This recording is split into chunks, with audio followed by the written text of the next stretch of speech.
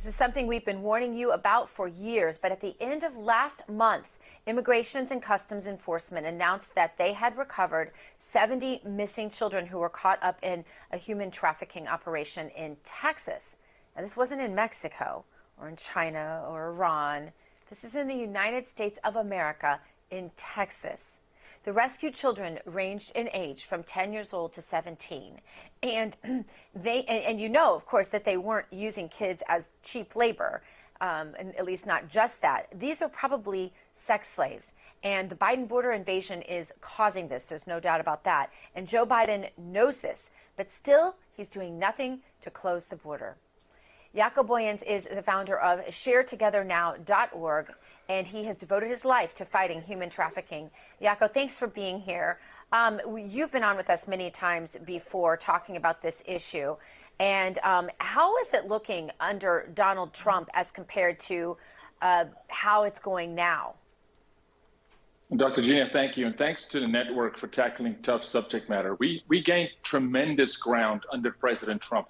First president in U.S. history to acknowledge that children are being sold for sex in this country. First president to open an office in the White House, to form coalitions with law enforcement, to release funding to save America's children. The executive order that President Trump signed under his administration, his work, Ivanka Trump's work, that executive order was rescinded day 2 of the Biden White House. Now, this is about saving children. We don't ask when we save children, is it a Muslim kid, a Christian kid, you know, from Cuba, Honduras, Venezuela, or from the USA?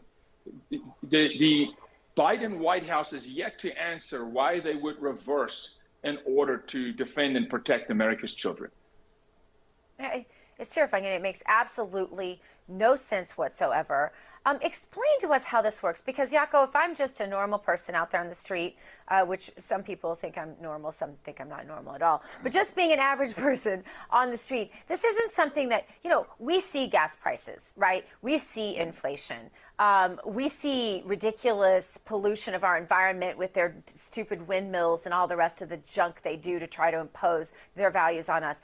We see what happened from having a lunatic like Fauci in charge during COVID, killing hundreds of thousands, if not millions of people during that time. And so, you know, we can see all that. We all know someone who had COVID. We all know someone who got sick from wearing a mask or from a vaccine. The list goes on and on. We see all of this. The average American doesn't ever see these children being sold into sex slavery.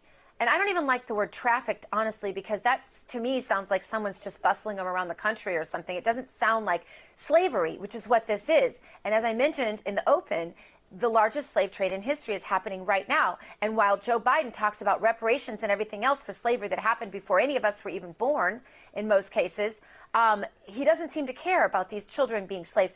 Tell us where this takes place. That's what I think we don't understand, because it's not in our faces.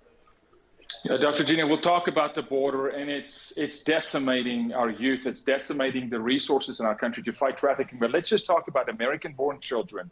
The fastest growing form, and we just completed a study with Samaritan women, the fastest growing form of sex trafficking, sexual slavery, the rape of children. The fastest growing form of trafficking in the United States is what's called familial trafficking. It means the person that is sexually exploiting the child is already a familiar figure, a father, a mother, a coach, someone who has gained proximity. This is a game of proximity. You used to have to go down to the red light district, know the pimp in order to purchase a woman, a human being. Today, you don't need a pimp. The child is talking to a predator while sitting at the dinner table at home while she's playing extracurricular activities. I want America to understand the evil has now entered your household. And yes, it's on the watch of Twitter and Facebook and Instagram. And yes, unfortunately, it's on the watch of our parents. You know, this started in 1950. This didn't just happen overnight.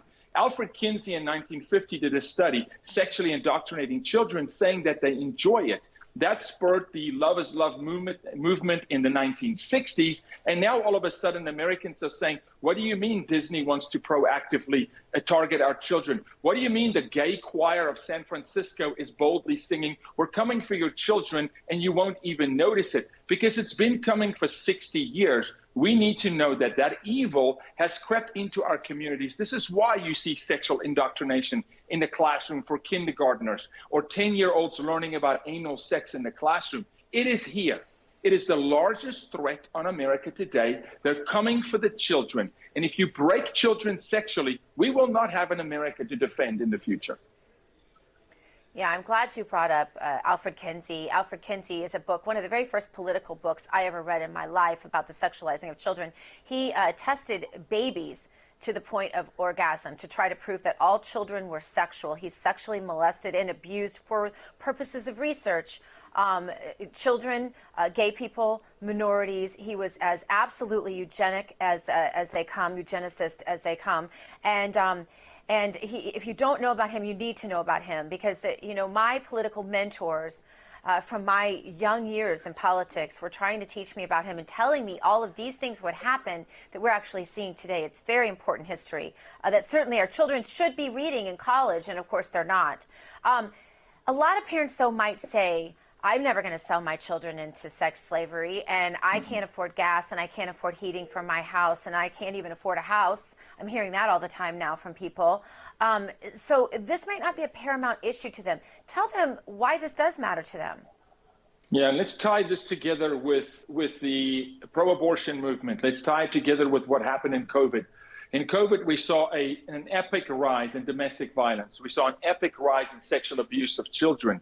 We saw an epic rise in the suicide of teenagers. Do you know that of the teenagers that committed suicide who left a note, 80% of those who left a note said their reason for taking their own life was sexual abuse and being sold? We have a problem in our country. We have an immoral culture. We have to tie pornography to the sexual abuse of children. We have a culture that now no longer wants to say there's only two genders. We have a culture that wants to ask Johnny, are you sure you're a boy? Wants to plant a seed in his mind, wants him to experiment with gay activity. This is the culture we have. Parents have to pay attention. They cannot say, I'll only pay attention once it affects my child, and then I want someone to rescue my child. We're doing triage, Dr. Gina. In the Republican movement, we've done triage, and when you react to culture, you're late.